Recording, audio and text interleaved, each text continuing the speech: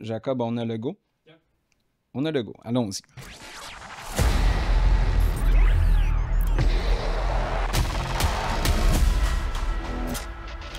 Au fond des filets.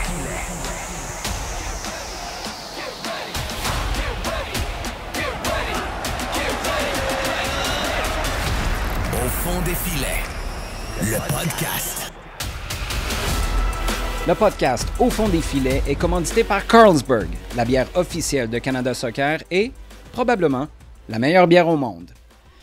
Très heureux de renouer avec la très intéressante et très jeune histoire des Roses de Montréal. On a reçu quelques dirigeants. Maintenant, ça prenait une saveur terrain de ce qui se passe sur la pelouse, synthétique dans le cas du Stade Boréal, mais quand même. C'est avec grand plaisir que j'accueille ma prochaine invitée, celle qui est déjà installée dans le divan à côté de moi. Charlotte Bilbao, comment ça va? Merci de l'invitation. Très bien. Très heureux de pouvoir te parler parce que je pense qu'on a un échantillon assez important de matchs. Bon, tu t'es blessé. Tu as raté quoi, les 2 derniers matchs? Oui. Mais tu as eu un échantillon suffisant avant. Tu as passé un gros moment dans ta carrière aussi, un gros cap avec le match d'ouverture. On y reviendra parce que d'un point de vue statistique, c'était un gros moment dans ton illustre carrière. Donc, tu vas pouvoir me parler de ce qui s'est passé avant et de ce qui se passe présentement aussi. Je voudrais commencer par ce premier match-là. C'était important pour la Ligue, c'était important pour les Roses, mais c'était surtout ton 300e match chez les professionnels. Le savais-tu qu'à ton départ de l'Europe, tu étais à 299 ou tu l'as su en arrivant ici? Quand je suis partie de Montpellier, on m'a signifié que mon prochain match dans mon prochain club, ça serait la 300e. Du coup, je me dis que la vie, des fois, est bien faite. Ah ouais? Parce que faire le 300e match ici, dans le nouveau club, c'était important pour moi. C'était aussi exceptionnel. Le premier match était vraiment exceptionnel avec tous les partisans qui étaient là. C'était vraiment le début de l'histoire des Roses. Nous, avec la préparation, on attendait ce moment depuis longtemps parce qu'on nous en parlait pas tous les jours, mais presque tous les jours. Donc, on avait vraiment hâte d'être à ce premier match. On s'attendait pas à autant d'engouement. Parce que tu es parti à l'aveugle. On a senti l'engouement quand l'image de marque a été lancée, mais toi, tu as été annoncé très tôt dans cette aventure-là. Il n'y avait pas de garantie que l'enthousiasme serait aussi important que ça dès le début. Non, parce que c'était un projet tout nouveau. Tout était nouveau pour tout le monde. Donc, l'engouement, nous a commencé à en parler pendant la préparation, avec le nouveau stade, avec les conditions qu'on allait avoir pour les matchs. Et plus on avançait et plus on se rendait compte que ça allait être vraiment... C'était pour vrai. Un truc de fou, quoi. Vraiment un truc de fou. On s'est dit, ah ouais. Quand ils ont sorti déjà la maquette pour le nouveau stade, on s'est dit, mais waouh, c'est un stade que pour nous, que pour les filles. Donc déjà, c'était incroyable. Et après, pour le premier match, le stade était plein. Les petites filles étaient contentes. Tout le monde était heureux. Il y avait différentes générations, mais c'était un moment où vraiment on oubliait ce qui se passait à côté, que ce soit dans différents niveaux, mais tout le monde était content. Nous, c'était l'objectif de procurer des émotions aux gens, de leur donner des émotions, de transmettre des émotions, d'emmener les supporters aussi avec nous dans ce moment-là. Et je pense que c'est ce qui a été fait. Et nous, c'est notre objectif de continuer par la suite. C'est important. Et il y a des moments durs aussi dans la vie. Et le sport permet aussi de procurer ce genre d'émotions. Et moi, en tout cas, c'est ce qui m'anime et c'est ce qui me fait continuer à jouer au foot. Ça, c'est l'histoire qu'on est capable d'écrire l'ayant vécu. C'est une histoire qui, dans les circonstances, est heureuse. Maintenant, quand on te dit qu'à Montpellier, ça se termine à 299, est-ce que tu avais le même esprit positif tourné vers le futur qui va écrire une nouvelle page? Comment tu le vis que ça se finisse là-bas? Forcément, je voulais pas que ça se termine comme ça. Mais voilà, on ne sait pas de quoi demain est fait. Il y a des opportunités qui viennent dans la vie. Et celle des Roses, pour moi, elle était pas primordiale, mais c'était top. Je m'y attendais pas du tout. Quand Marinette m'a appelée durant l'été, je me suis posé la question. Et après, je me suis dit, ouais, je suis plus en fin de carrière qu'au début. J'avais l'opportunité de partir du championnat de France, je l'ai jamais fait. Et je me suis dit, si je le fais pas maintenant, je le ferai jamais. Elle m'a présenté le projet. Marinette, avec ses valeurs humaines dans le relationnel, j'ai travaillé avec elle déjà depuis des années. Et je sais que quand elle me parle, les actes suivent et c'est pas que du blabla. C'est ce qui m'intéressait aussi. Et pour moi, c'était de donner aussi l'expérience que j'ai pu avoir dans le championnat de France. Et puis aussi me découvrir moi-même, sortir de ma zone de confort, découvrir une autre culture, une autre mentalité. Et puis aussi apprendre aussi une autre culture footballistique avec le coach. Donc moi aussi, je suis venue là pour apprendre, même si j'ai de l'expérience, mais je suis là aussi pour apprendre parce qu'il y a des filles qui viennent des États-Unis, il y a des filles qui ont joué en Allemagne, donc la culture footballistique est différente et c'est ça aussi que je recherchais en venant ici. Tu parles de ton départ, de ton arrivée ici et des opportunités qu'il y a eu avant cette décision-là. Avais-tu l'impression que c'était par regret pour des opportunités auxquelles tu as dit non auparavant ou juste parce que maintenant c'était le temps de le faire? J'étais pas prête à partir avant. Non? Il y a quelques années, j'avais eu, avant de signer à Montpellier, où j'avais une opportunité de partir à l'étranger. C'était la deuxième fois, hein? Tu as oui. fait 2 séjours à Montpellier? Oui. Et j'étais pas prête. Je suis très, très ma zone de confort, avoir mes repères. Et je me suis dit, c'est le moment de partir. Le projet, tout était aligné pour que je puisse venir ici. Et j'avais envie aussi de me découvrir moi-même, découvrir une autre culture. Et c'est vraiment... Tout était aligné pour que je vienne ici. Et j'en suis très heureuse, en tout cas. Le projet t'est vendu comment par Marinette? Qu'est-ce qui fait... Est-ce que tu es capable de mettre le doigt sur un moment ou une chose qui a été dite ou là, c'est beau, tu peux arrêter de parler, ou ça se passe comment? Qu'est-ce qu'on fait? Ça y est, j'ai pris ma décision, ou est-ce que ça a été un plus long processus? On a dû s'appeler... Elle m'a envoyé un premier texto, Marinette, en me disant qu'elle aimerait bien m'appeler, qu'elle a un projet à me présenter. Je lui ai dit, OK, ça m'intéresse. Je présume que tu es au courant que c'est pas de la peinture à ce moment-là. Non, puis je connais Marinette. Je sais très bien sa valeur humaine dans le relationnel. Moi, c'est ce qui me correspond aussi et c'est ce que j'aime. Donc, on s'est appelé et elle m'a laissé 10 jours de réflexion et je lui ai dit, j'aimerais bien qu'on se rappelle.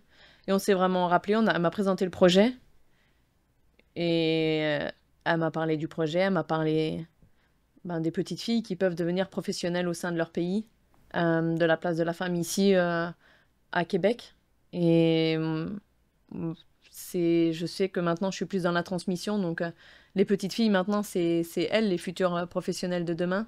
Moi, c'est beaucoup ça qui m'a attirée dans le projet. Parce que maintenant, les petites filles, elles peuvent devenir des joueuses professionnelles.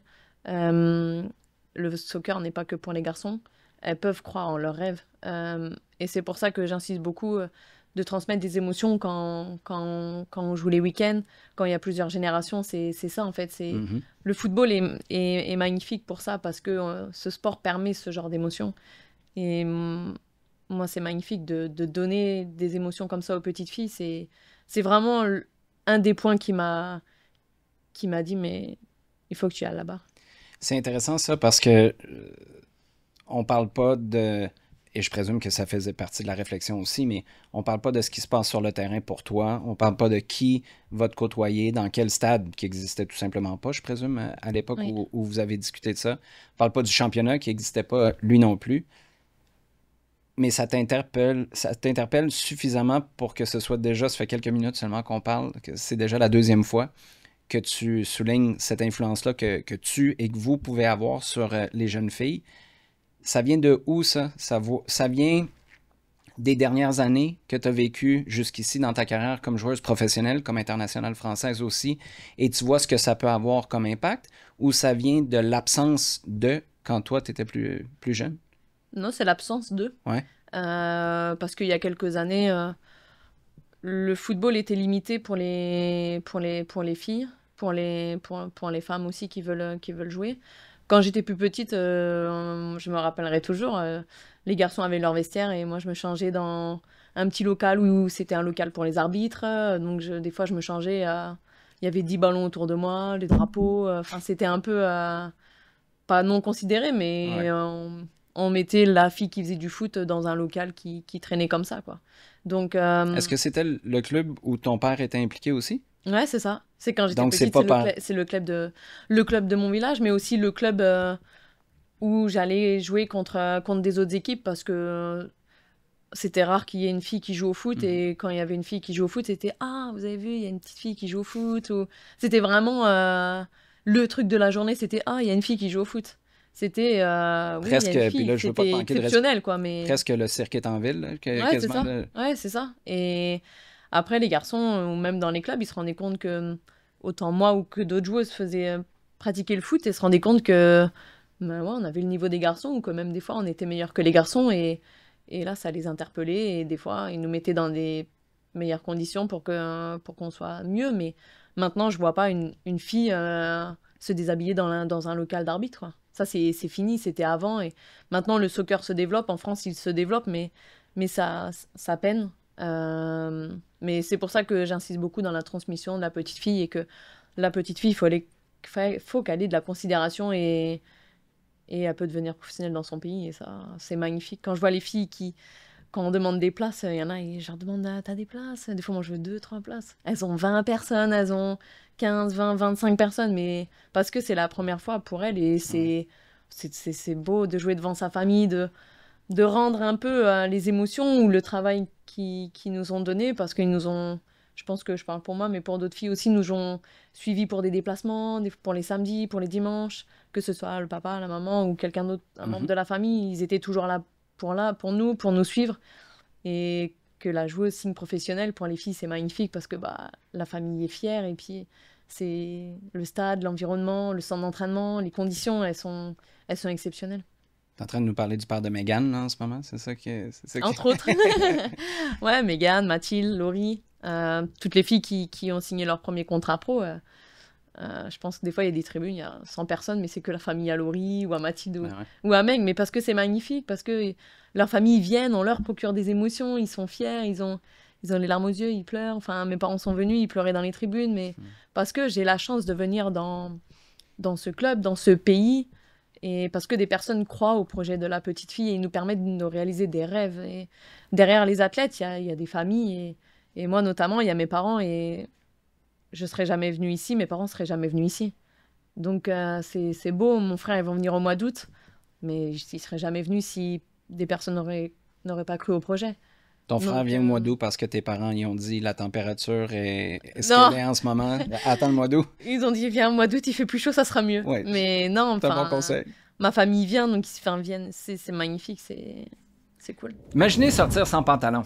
Pas top, hein? Mais naviguer sur Internet sans VPN, c'est un peu pareil. Vos infos personnelles sont à découvert. Mais pas de panique, Surfshark est là. Surfshark, c'est bien plus qu'un simple VPN. C'est votre passeport numérique pour un Internet privé, sécurisé et sans frontières. Bloquez pubs agaçantes, trackers et logiciels malveillants en un seul clic. Pas besoin de choisir entre votre téléphone, tablette ou ordi, parce qu'avec Surfshark, tous vos appareils sont protégés, sans limite. Toute la famille est couverte et l'antivirus y est inclus. Essayez-le maintenant sans risque avec notre garantie satisfait ou remboursé de 30 jours. Surfshark VPN, la liberté et la sécurité numérique dans une seule appli.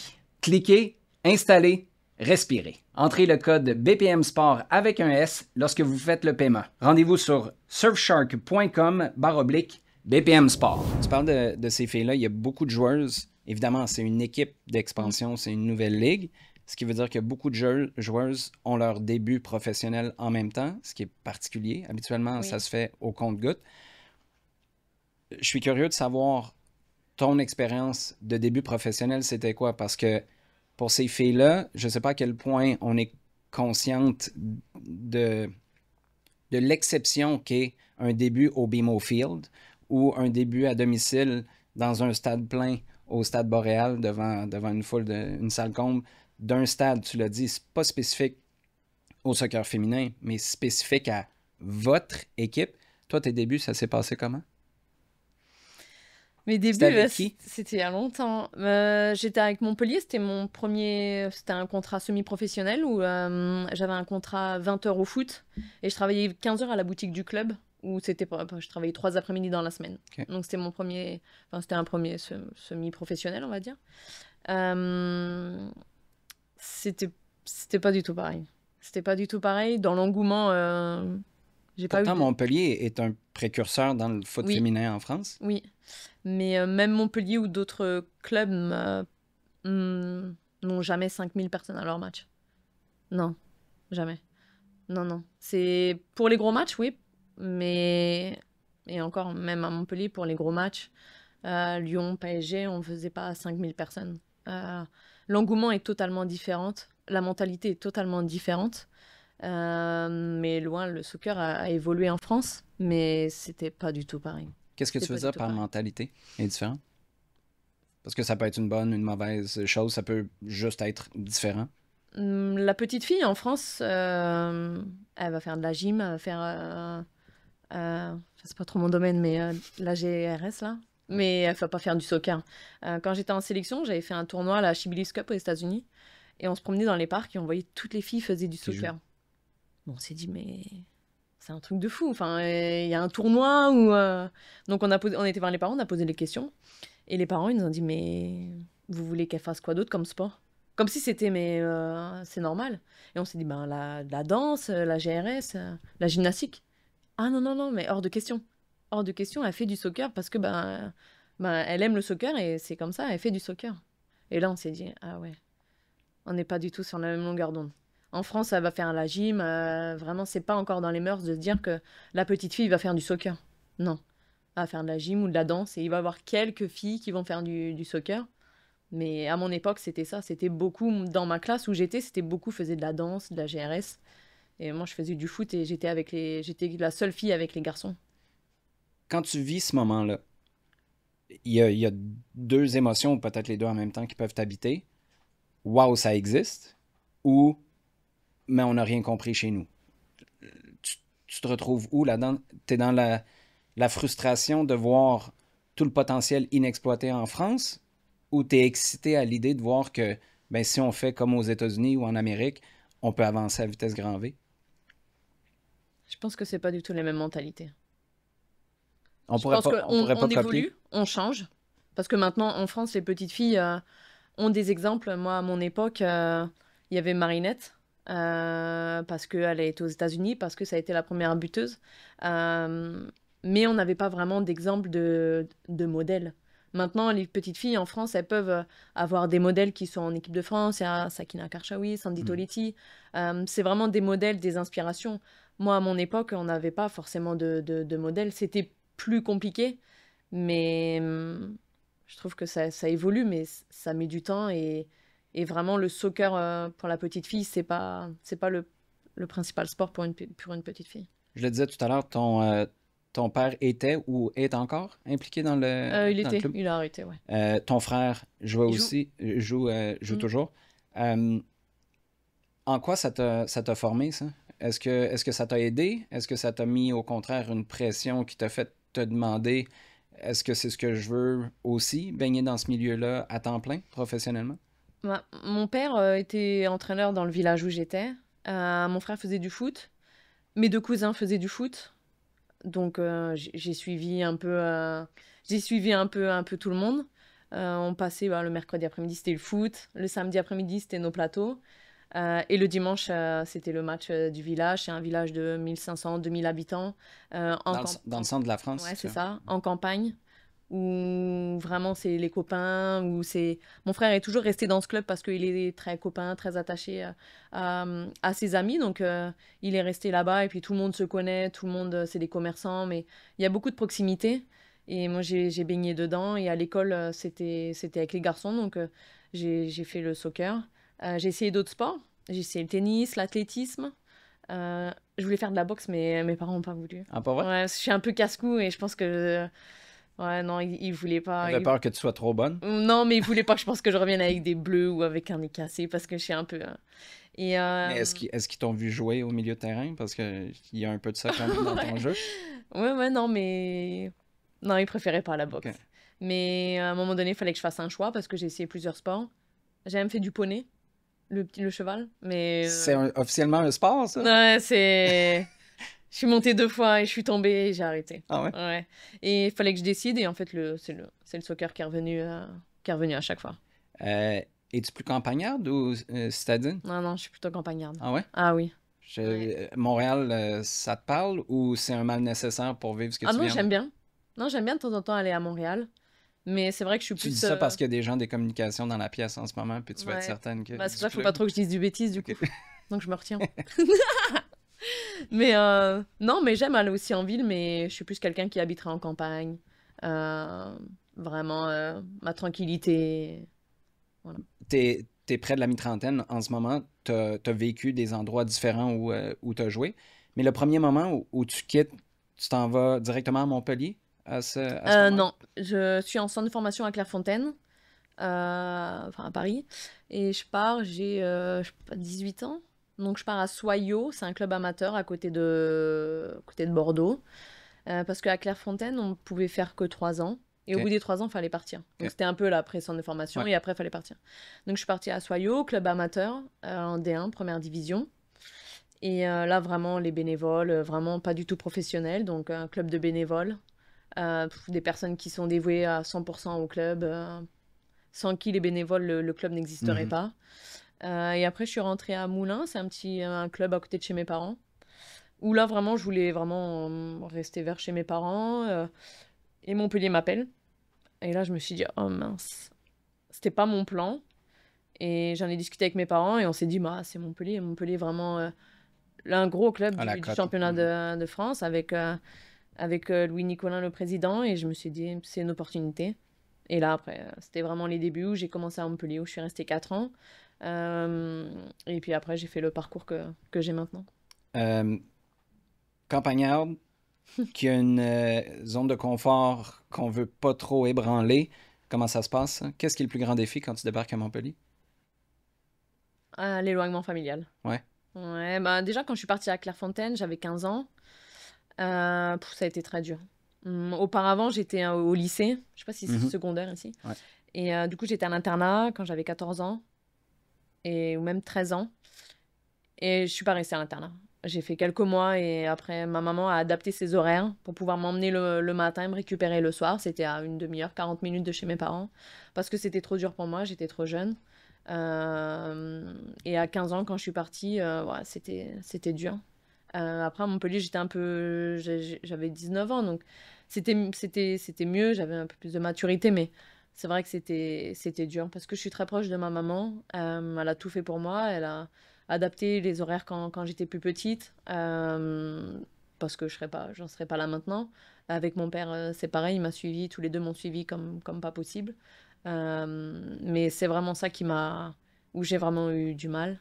Mais c'est ce qui m'a permis aussi d'être la personne que je suis maintenant. J'ai le caractère, je pense, un peu trempé de mon père dans l'exigence, mais c'est bien aussi.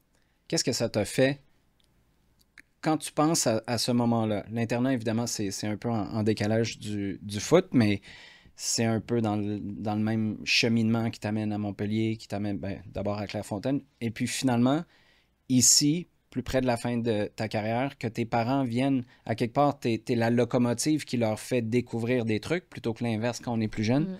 Mm. Tu Ouais, parles d'émotion tout à l'heure. ben, Qu'est-ce que ça t'a fait? je le vois pas comme une locomotive, je le vois juste comme ben, c'est grâce à eux si j'en suis ici. C'est pas Mais inversement aussi suivez-moi, dans ce mais cas-là. oui, c'est sûr, mais je dirais jamais le contraire parce que c'est important quand on est athlète de haut niveau, je pense que on le sait, qu'il y ait une stabilité familiale, qu'il y ait un entourage Mhm. sain, parce que il y a plein d'environnements, il y a beaucoup de personnes qui essayent un peu de nous déstabiliser, de nous faire croire des choses, et je pense que si on a un environnement familial stable, on peut faire de grandes choses. En tout cas, moi, avec mes parents, ça a été le cas. J'ai les meilleurs amis à mes parents qui sont là aussi, j'ai mon frère. Donc je sais que de ce côté-là, je peux voyager, je peux aller loin. Et en tout cas, j'en suis ici, mais c'est grâce à eux parce ils m'ont aidé aussi quand j'étais moins bien dans les moments de trou. Donc ils ont su me relever et c'est important d'avoir un entourage sain. Tu parlais du caractère de ton père, du tien. Je le disais d'entrée de jeu, on se connaît pas. J'apprends à te découvrir au même rythme que nos auditeurs en ce moment. Mais j'ai regardé tes matchs. Tu as un côté batailleuse de rue, un peu. Ça vient de où, ça? Est-ce que ça vient justement de l'héritage familial? Est-ce que c'est... Tu disais qu'il n'y avait pas beaucoup de modèles quand tu étais plus jeune. Peut-être que c'était des modèles plus masculins. Ce côté-là, j'ai l'impression que quand tu joues, t'aimes la confrontation. T'es du genre à dire, OK, t'as mis le pied, pas de problème, on est parti pour 90 minutes. Peut-être que je me trompe, mais Ouais. ça vient de où, ça? Non, ça, j'aime bien. J'aime bien dire, de dire tu veux jouer, on va jouer. Avec les arbitres aussi, hein? Avec les arbitres Ouais. aussi, ils font partie du jeu, on a la même passion, donc on est tous Tu peux sur le les même tacler terrain. un peu moins. Non, j'aime bien, mais ouais, comme disait le coach, c'est la grit un peu. Ouais, j'ai cette grinta, j'ai faim. Bon, même si des fois, je fais pas certains efforts défensifs ou comme il faudrait, mais j'essaye de faire au mieux, de transmettre un maximum de choses pour les filles qui commencent. Comme moi j'ai dit, moi je suis personne ici. Je suis comme tout le monde, j'apprends de tout le monde, de la culture footballistique, mais ouais, j'aime bien la confrontation, j'aime bien un peu qu'on me mette au défi, qu'on me dise t'arriveras pas à tenir autant ou tu feras pas ça. Ok, je te laisse parler. On verra, on reparlera après, mais j'aime bien et des fois je me trompe et j'assume totalement, je me remets beaucoup en question aussi et j'aime bien être dans la communication, dans le dialogue, je trouve que c'est super important. Tant que c'est positif et constructif pour le groupe, pour le club, moi c'est ce qui m'importe.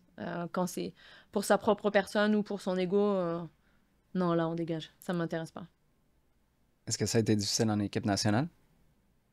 Sur la fin, oui. Sur la fin, oui, parce que c'est une autre mentalité. Il y a beaucoup d'ego. Ça a changé, ça, au cours de ta carrière internationale, ou ça a toujours été comme ça, puis à un moment donné, toi, tes limites, ta patience changent? Je pense que je suis restée toujours la même. On m'a fait confiance quand on m'a mis titulaire, quand j'ai eu le brassard de capitaine. Je pense que je l'ai pas volé. C'était une opportunité de me donner le brassard et sur ce moment-là, je pouvais pas le refuser. Mais j'attendais pas à avoir le brassard. Moi, c'était de jouer, d'être fière de ce que j'ai fait, de rendre fière ma famille de venir me voir en sélection. Et d'avoir le brassard, c'est un plus, mais je suis restée la même. Et voilà, je suis contente. Même si je suis arrivée tard en sélection, c'est un peu le message que je veux faire passer, c'est de toujours croire en ses rêves. L'exemple aussi de Jonathan Klaus, un joueur lensois. Et quand il arrivait en sélection, c'était l'enfant émerveillé qui découvrait le château. C'était magnifique pour lui. Et quand il est revenu en sélection, à un moment donné, on lui a dit mais arrête, ça y est, t'es plus le bébé à découvrir la sélection. Si on te prend, c'est parce que t'es un joueur international et que t'as le niveau. Donc arrête maintenant de regarder un peu partout et t'as les qualités. Et si on te prend, c'est parce que tu le mérites, c'est parce que t'as ta place.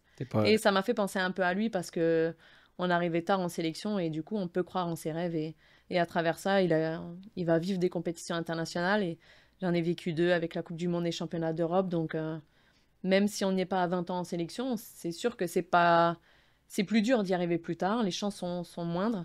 Mais en tout cas, l'espoir fait vivre et toujours croire en ses rêves. Tu dis, je pouvais pas refuser le brassard de capitaine. As-tu considéré refuser? Non, mais je sais que quand on me l'a proposé au début, je me suis dit, oh non, c'est trop pour moi. Enfin, pourquoi moi c'est... Un sentiment d'imposteur? Ouais, un peu. C'est pour ça que l'exemple de Jonathan Klaus, pour moi, il est révélateur. Mais après, je me suis dit, mais non, mais ça a duré quelques secondes. Et après, je me suis dit, allez, pense à toi. Pense à toi, si on te le donne, c'est parce que tu le mérites et à un moment donné, il faut la considération et bah comme Klaus, quoi. T'es là et à un moment donné, t'es plus l'imposteur, donc prends-le et let's go. La première fois où t'as le brassard puis t'entends la Marseillaise, Ouais, c'est comment? de ouf. Je sais pas, j'ai pas exactement la date, mais ouais, c'est incroyable. C'est incroyable, c'est...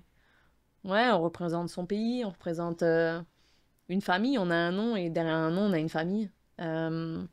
L'athlète, il n'arrive pas à haut niveau comme ça tout seul. C'est impossible. L'athlète qui arrive en haut tout seul, il peut pas. Il peut pas. Il est obligé d'avoir un entourage, il est obligé d'avoir des gens qui lui ont tendu la main quand il était en bas et lui dire, t'as vu, on est en haut, mais je suis pas en haut toute seule, je suis en haut avec toi. Parce que tu m'as porté et parce que maintenant, si j'ai le brassard, c'est parce que t'as été là et parce qu'on est ensemble. Et quand ma famille, à chaque fois, souvent, ils sont venus quand je jouais en équipe de France. Mon frère est venu aussi beaucoup, beaucoup de fois. Mais il était heureux à chaque fois, il pleurait à chaque fois. Et c'est beau, c'est des émotions où, à travers le sport, on ne peut pas vivre ces émotions. Même des fois, je me dis, mais qu'est-ce qui va te galvaniser à part le sport? je me pose et je me dis, bon Charlotte, dans quelques années c'est fini. C'est quoi l'adrénaline que tu peux ressentir Après? Ah ouais, que tu vas ressentir quand tu n'auras pas le sport. Des fois, je me pose la question et je me dis, mais en fait, et je me rends compte, c'est que le sport procure ses émotions.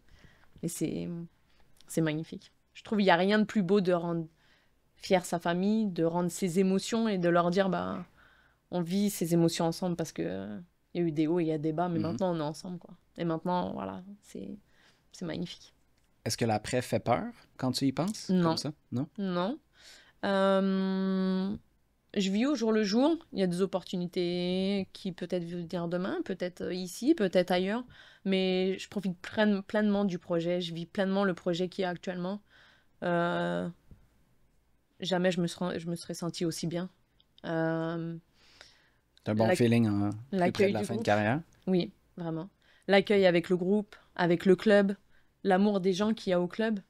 Mais je me suis dit, mais comment c'est possible? Enfin, la bienveillance qu'il y a, c'est tout le monde te demande si ça va, t'es bien installé. Enfin, c'est en tout cas au club, c'est incroyable. Si je me sens bien comme ça, c'est parce qu'on me permet que je me sente bien comme ça et avec le club, avec les filles, avec le staff. C'est top. Je parlais pas trop anglais quand je suis arrivée, je disais des mots, je pouvais pas faire une phrase. Et les filles m'ont beaucoup aidée. Elles me traduisent souvent, du coup, des fois je demande pour traduire, et il y en a qui le font sans que je leur demande. Et je sais que c'est puisant de tout le temps écouter en anglais, de traduire en français à chaque fois. C'est une énergie quand même assez prenante. Et pour ça, les filles, elles sont top. Le staff aussi, de plus en plus, ils m'aident et traduisent aussi en français. Donc, même si des fois, ils auraient envie de tout traduire en anglais, mais, de faire tout en anglais, mais sur ça, ils m'aident beaucoup et franchement, c'est top. Tu parles de bienveillance, d'encadrement, s'assurer que tout le monde se sent bien. En même temps, pour être une athlète professionnelle, il faut se faire violence aussi. Il faut être capable d'aller au-delà de nos limites, que ce soit individuelles ou collectives. Avec ton expérience, tu es probablement la mieux placée, et j'inclus le staff là-dedans, pour savoir les avantages de rien avoir, de ne pas être encadré, les inconvénients de ne pas l'être aussi, en comparaison à ce que tu vis aux Roses de Montréal.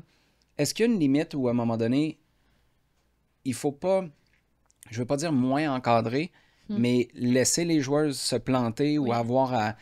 ça peut être des trucs aussi futiles que ramasser son linge par terre, ou des trucs que je présume, si toi tu te changeais dans le vestiaire des arbitres, tu avais te débrouiller toute seule pas mal. Oui, je pense que c'est le plan du coach. On en a parlé récemment, c'est le plan du coach. La plupart des filles ont signé leur premier contrat professionnel. Elles savent le cadre parce que on est plusieurs à avoir été dans des clubs pro, donc elles savent un peu la routine quand on est en salle, donc elles nous voient un peu les habitudes. Après, je trouve que c'est important aussi de se tromper des fois, parfois. Et ça va leur permettre aussi de te dire, mais tu sors un peu du cadre, mais viens. On va te rattraper une fois, deux fois, et après on va discuter. Mais c'est important, je trouve, de se tromper, d'être à côté un peu de la plaque parfois, et de se dire, voilà, le cadre, il est comme ça, le projet, il est comme ça. Tu découvres la routine d'une sportive de haut niveau. Nous, on est là pour t'accompagner, on est là pour t'aider. Mais toi aussi, il faut que tu suives le plan. Le plan, il est comme ça. C'est une autre routine pour toi parce que tu es professionnel. Ton temps est dédié au soccer, mais le plan, il est comme ça. Donc nous, on va t'aider, on va t'accompagner. Les routines pour avant l'entraînement, après l'entraînement, elles sont comme ça. On peut les modifier, mais si tu as besoin, on est là. Mais par contre, il faut suivre le plan. Si tu veux pas suivre le plan, à un moment donné, c'est une sélection naturelle. C'est intéressant parce que je t'écoute, tu as l'air très consciente de l'importance de l'encadrement, de la communication, d'avoir des intentions claires. Bref, le cadre semble pas être quelque chose qui te perturbe, au contraire. Le cadre scolaire, par contre, c'était un peu moins fait pour toi, de ce que je comprends. Je t'ai à quelques reprises entendu dire que tu n'étais pas une bonne élève. Comment ça s'est traduit, ça, dans le reste de ta carrière? Est-ce que ça t'a aidé parce que dans le sport, tu trouvais quelque chose d'un petit peu plus volatile que le côté carré d'une salle de classe? Ou est-ce que c'est juste, comme d'autres enfants, l'école, c'était pas ton truc? L'école, ça n'a jamais été mon truc, à part quand il y avait le sport, où j'étais contente. Mais non, ça n'a jamais été mon truc. J'aime beaucoup être à l'extérieur. Je suis quelqu'un d'assez dynamique, assez vivante. Donc rester en classe toute une journée... Un mardi J'en pluvieux de avais. février, là, Ah c'est ouais, pas... catastrophique. Catastrophique. Donc non, j'aimais bien bouger, j'aimais bien être dynamique et rester toute une journée en classe, ça me correspondait pas trop. Dès que le soir je rentrais chez moi, je prenais un ballon, je tapais contre le mur avec mon père et voilà, et au fur et à mesure, je me suis rendu compte que le soccer était fait pour moi. Mais mes parents m'ont beaucoup soutenue dans l'école en me disant que voilà, il faut travailler à l'école parce que oui, le soccer c'est bien, mais moi à l'époque c'était pas professionnel, donc si j'ai rien à l'école, je vais faire quoi de ma vie? Donc c'était aussi ça le point d'interrogation, le gros point d'interrogation que mes parents avaient peur. Moi je disais oui, mais j'étais pas consciente de ce qui se passait. Et après le soccer s'est développé, est devenu professionnel et j'ai eu la chance d'avoir mon premier semi-contrat pro et après d'après enchaîner. Mais c'est important en tout cas de bien travailler à l'école, mais je suis pas très bien placée pour en parler. Mais oui, maintenant avec le soccer, on sait pas de quoi demain est fait. On peut se blesser, enfin on peut se blesser, une grave blessure, même dans la vie de tous les jours. Donc c'est important aussi d'avoir des bagages pour l'après-carrière. Toi, ça ressemble à quoi? Y penses-tu? Déjà, tu m'as dit que ça te faisait pas peur. En Non, même ça temps, va on pas. peut pas craindre Oui. quelque chose qu'on ignore aussi. Est-ce que tu fais un effort marqué pour juste pas y penser ou est-ce que tu le prépares Hum, déjà? Veux-tu rester dans le monde du foot? Alors pour l'instant, le monde du foot, non. Quand j'étais à Montpellier, ça m'intéressait d'aller à des séances, d'aider sur des petites filles, Mhm. de coacher un peu. De temps en temps, ça m'anime un peu, j'ai envie un peu. Et de temps en temps, pas du tout. Ce monde un peu, pas du tout. De toute façon, on sait que quand ça va pas, c'est la faute du coach. Mhm. Quand je joue pas, c'est la faute du coach. Tout, c'est la faute du coach. C'est un poste ingrat. Puis quand ça va bien, c'est les joueuses. Ah oui, le coach, ça va jamais. Mais c'est pour ça qu'avec l'expérience maintenant, je peux avoir ce discours. Quand j'étais à Montpellier, sur ma 4e année, j'étais plus du tout dans les groupes. Le groupe partait, je prenais mon sac et je voyais le bus partir. C'était 6 mois où ouah, c'était très difficile. Je demandais au coach sur quel axe de progression j'avais. Il faut travailler physiquement, après il faut travailler tactiquement. Et en fait, j'ai compris que c'est les choix du coach. Mhm. Le coach, c'est le boss. C'est comme ça. Si tu n'adhères pas, tu prends tes affaires et tu pars. Mais c'est dur. C'est très dur parce que nous, notre vie, elle est dédiée au foot. Elle est dédiée au soccer. Et si ça va pas au soccer, ça va pas à côté. En tout cas, c'est ma philosophie. Mais maintenant, je peux avoir ce discours de... C'est la décision du coach. Boss. Qu'il ait tort ou qu'il ait raison, il faut travailler. Faut travailler et tôt ou tard, la roue tourne. Mais c'est ses choix, c'est ses 11. On est dans l'équipe, voilà, il y aurait 15 compositions différentes et c'est normal. Mais voilà, faut respecter, même si je sais que c'est dur parce que je suis passée par là et c'est dur, mais il faut bosser. Si on écarte donc un après-carrière dans le monde du foot, ce sera pas sur un poney non plus, de ce que je comprends. Non. Ça ressemble à quoi? J'ai un DGEPS, développement de projet réseau partenariat, que j'ai passé quand j'étais au Paris FC. Bon, je suis beaucoup dans le relationnel, dans l'humain. Pas forcément enfin, dans le sport, oui, mais Dans les bureaux? le foot, non, pas trop. Non. Ben, bureau et terrain aussi un Ok. peu, mais pas terrain toute la journée, sinon Bureau ça avec me fait penser à l'école, quoi. avec une fenêtre que tu peux ouvrir. Ouais, une grande porte. Mais non, mais j'y pense, mais ouais, je me dis j'ai encore un peu de place pour quelques années, mais comme j'ai dit, on sait pas de quoi demain est fait. On en a parlé avec le coach un peu déjà par rapport au positionnement, mais non, moi, je suis heureuse ici, je suis heureuse avec l'équipe, avec ce qui se passe sur le terrain, avec l'engouement, et c'est une nouvelle expérience pour moi et elle est magnifique. Je te ramène sur le terrain, justement. Tu as un but en sélection, si je ne me trompe pas? 2. 2? Ben, il y en a juste un à la fiche statistique que j'ai consulté. C'en était tout un. C'était contre qui? Contre l'Uruguay? L'Uruguay, la Ouais. première frappe, c'est une frappe. Et la deuxième aussi, c'est une frappe à Laval. Je sais plus contre qui c'est, mais ouais, c'était à Laval. On parle pas du même Laval, là, on s'entend. Non, non, non, Ok, non, non, ça, ouais. Non, Laval, en c'est France. c'est pas dans le 4-5-0. La frappe contre l'Uruguay, quand ça décolle, c'est quand même tout un but, là. Si t'es pour en marquer 2 seulement en sélection, qu'il y en ait un Ouais, comme ça. non, c'est... Ouais, moi, c'est ma mère en plus qui me disait mes frappes, tu frappes pas assez. Et je disais oui, oui, oui, maman, c'est vrai, mais bon, à chaque fois, des fois, je frappais des pigeons. Bah, même là, aux roses, à chaque fois, les filles.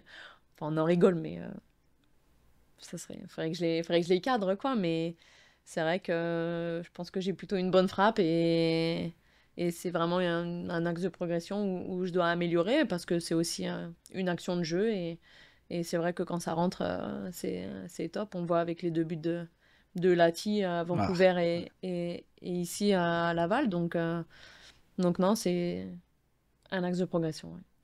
Quelle coéquipière, que ce soit en sélection, en club, t'as le plus impressionné? Une coéquipière, un adversaire? Choisis. Une adversaire, je dirais Megan Rapinoe. Megan Rapinoe, Là, d'une perspective canadienne, là, j'ai beaucoup de respect pour sa carrière, mais c'est pas... ça fait mal que tu dises ça. Puis je te comprends. Bon, canadienne, mais... Non, mais je veux pas que tu changes ton choix. C'est juste que Megan Rapinoe, c'est l'antithèse de ce qu'on veut être au Canada. Mais carrière phénoménale.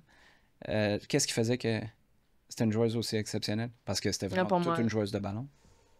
Pour moi, j'aimais beaucoup. Quand on a joué aux États-Unis la première fois, du coup, je découvrais aussi pour moi le monde un peu international. Mais je me suis dit, mais what the fuck? C'est quoi cette joueuse?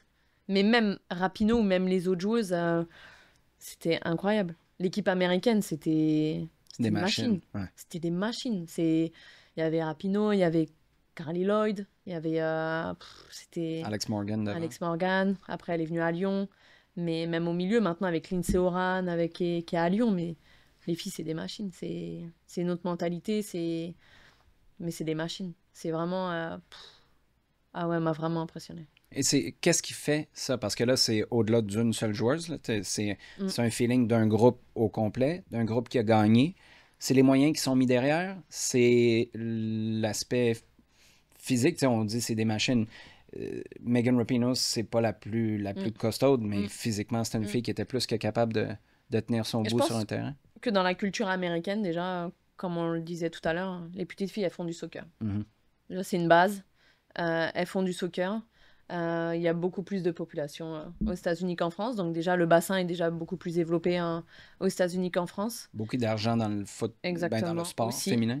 Et dans la culture, aux États-Unis, c'est beaucoup de courses, courir longtemps, beaucoup de physique. En France, on est plus sur le côté technique et tactique.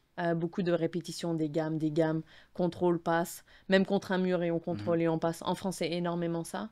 La différence, c'est vraiment ça. C'est dans les États-Unis, on va courir, et en France, c'est plus technique, tactique. Et le bassin aux États-Unis est beaucoup plus important qu'en France. Donc forcément, il y a beaucoup plus de choix, il y a beaucoup plus de développement aux États-Unis. Donc il y a une avancée qui est beaucoup plus importante aux USA, oui. S'il y a un moment de ta carrière que tu peux revivre, tu peux remonter dans le temps puis le revivre, ce serait lequel?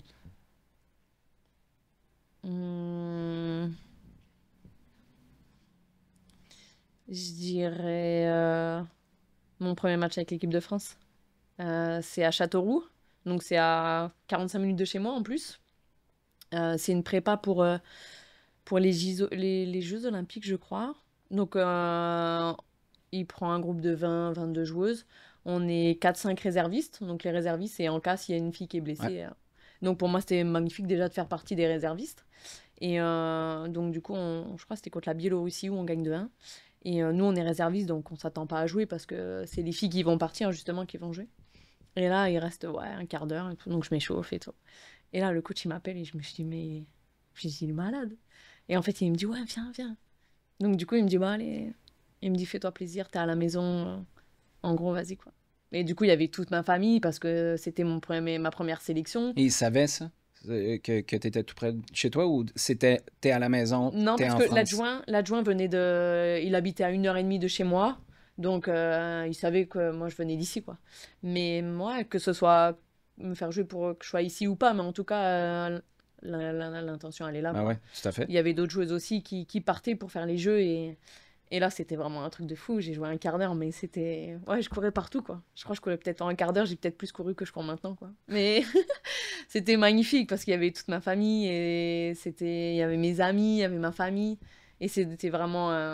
Ouais, c'était vraiment beau. Et c'est vrai qu'à la fin du match, je me suis dit, ah ouais, j'ai vraiment envie de revenir. J'ai goûté une fois, mais putain... C'est ça, en fait, c'est... La drogue. Mais j'ai envie d'y revenir. C'est bien une fois... Mais maintenant, l'objectif, c'est d'y revenir et d'y rester. Et c'est ça le plus dur.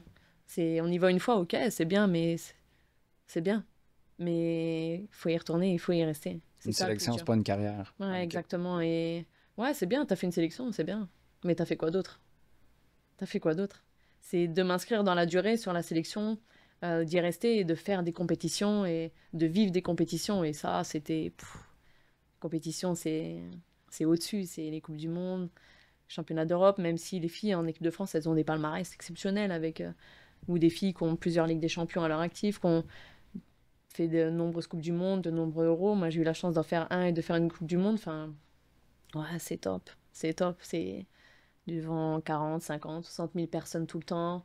C'est l'adrénaline de la compétition. Et après, c'est des matchs directs. C'est huitième de finale, quart de finale ou élimination directe. Donc, tu perds, tu rentres à la maison, quoi. Donc, c'est cette adrénaline-là. C'est ces moments qui nous galvanisent et ouais, qui nous font du bien et qui nous font revenir en sélection.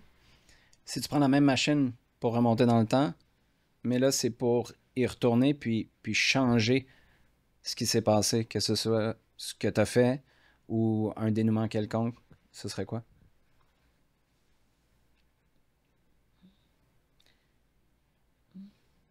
Je pense que c'est continuer dans le sens où intervenir avec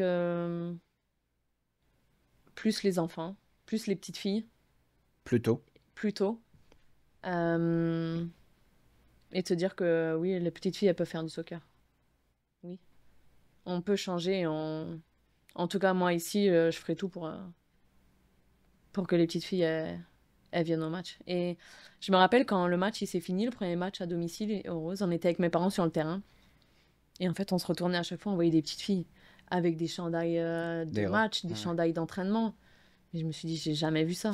Mais on s'est dit, mais oh, c'est incroyable. Et franchement, le club, sur l'idée de, après le match, faire venir tout le monde sur le terrain, ou les personnes qui voulaient venir sur le terrain, nous rencontrer le staff, qu'il y ait cet échange et cette proximité avec les gens, c'est super important parce que on est comme tout le monde, oui, on fait un sport, on est athlète de haut niveau, on est professionnel, mais on est des êtres humains aussi avant tout.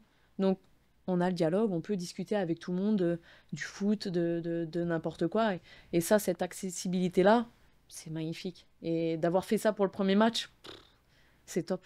C'est top. Et même à la fin des matchs, quand on voit les petites filles, quand on voit tout ça, ouais, c'est magnifique. C'est top. Et peut-être que quand on rentre sur le terrain, on tient la main d'une petite fille, mais peut-être que si on reprend une photo dans 15 ans, 20 ans, Ouais, tout à fait. elle sera à notre place. Et ça, c'est des moments forts. Ouais.